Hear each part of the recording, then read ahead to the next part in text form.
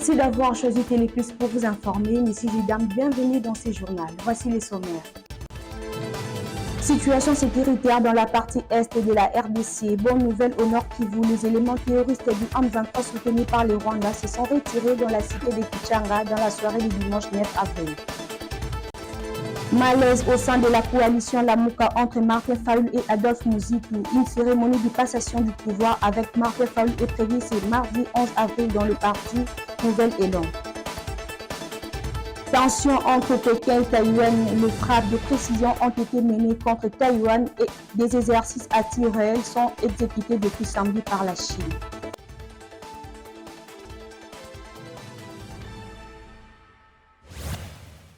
Une fois de plus, bienvenue. Sécurité dans le Nord Kivu. Les éléments du mouvement terroriste du M23 appuyés par le Rwanda se sont retirés dimanche 9 avril dans la cité de Kichanga.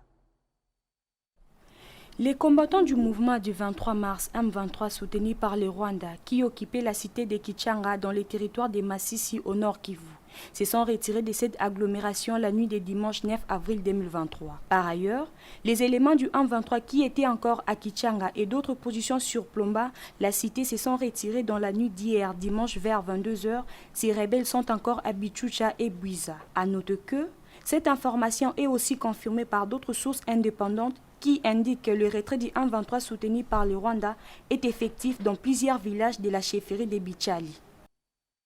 Malaise au sein de la coalition Lamuka entre Martin Fayulu et Adolphe Muzitu après la passation du pouvoir entre le président de l'engagement pour la citoyenneté et le développement SID Martin Fayulu et Mathieu Kalele au sein du présidium de Lamuka, chose que Nouvel Élan d'Adolphe Muzitu qualifie de rébellion au regard de la convention de cette plateforme et organise ce mardi 11 avril une passation de pouvoir avec Martin Fayulu.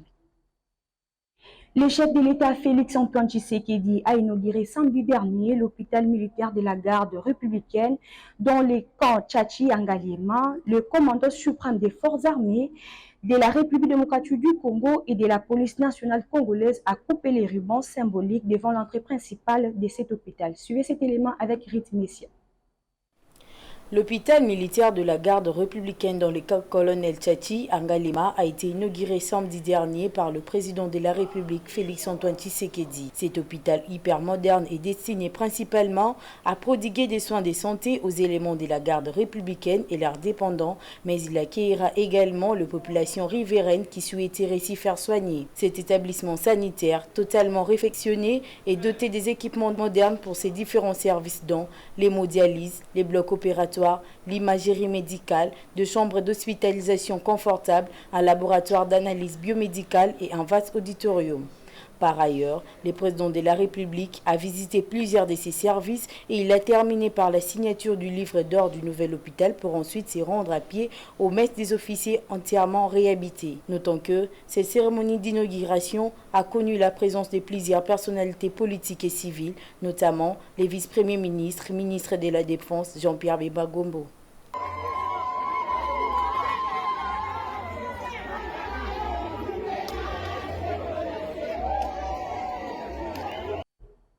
Le président de la République, Félix-Antoine Tshisekedi, a visité samedi 8 avril quelques sites qui vont abriter ces 9e Jeux de la francophonie prévus en juillet prochain.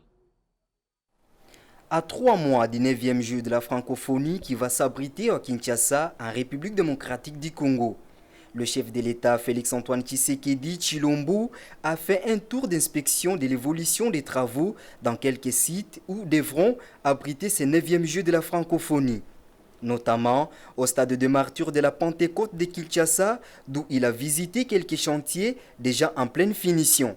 Le chef de l'État se rendit au stade de Tata Raphaël où les travaux restent encore à faire.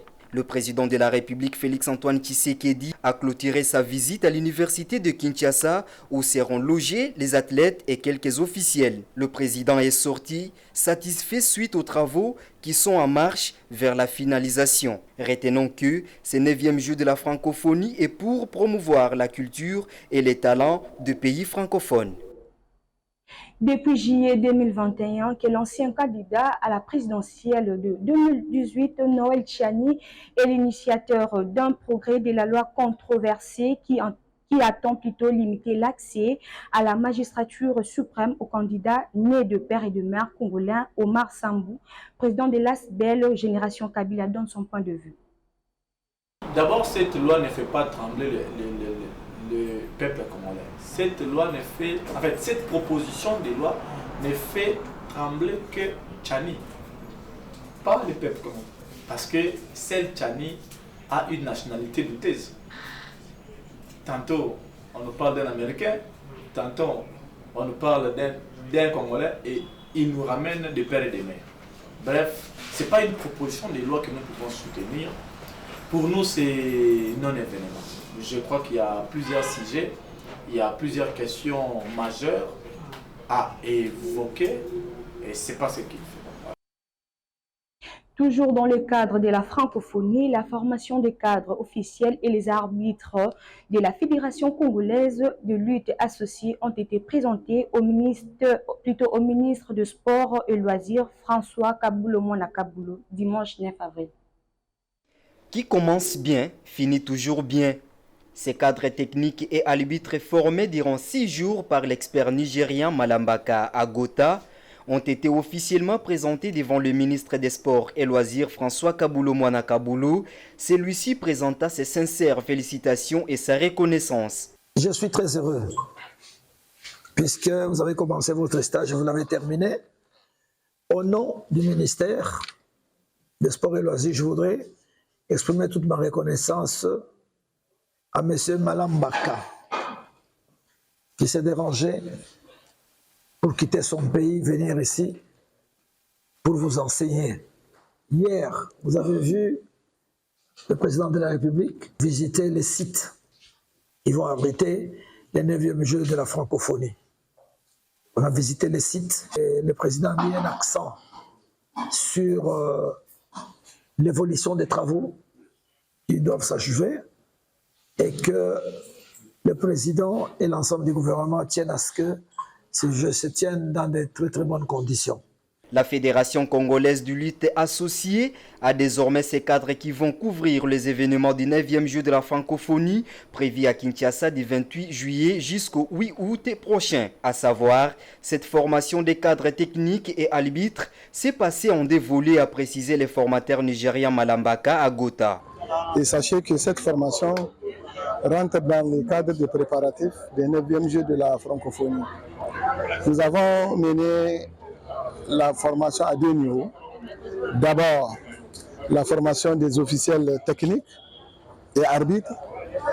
À noter que, dans cette même occasion, la FECOLITA prévoit d'organiser dans les mois prochains un test event qui aura la participation d'Angola, le Congo-Brazzaville à côté de la République démocratique du Congo.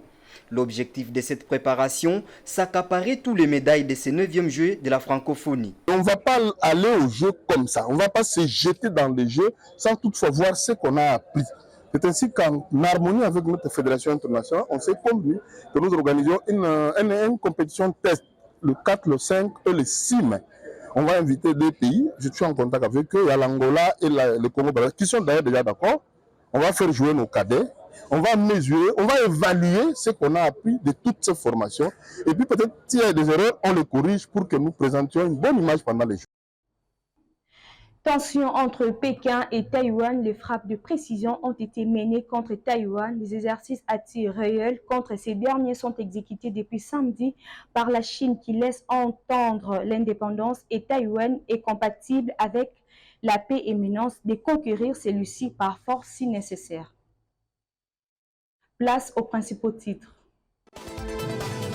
Situation sécuritaire dans la partie est de la RDC. Bonne nouvelle au Nord Kivu. Les éléments terroristes du 1-23 soutenus par le Rwanda se sont retirés dans la cité de Kichanga dans la soirée du dimanche 9 avril.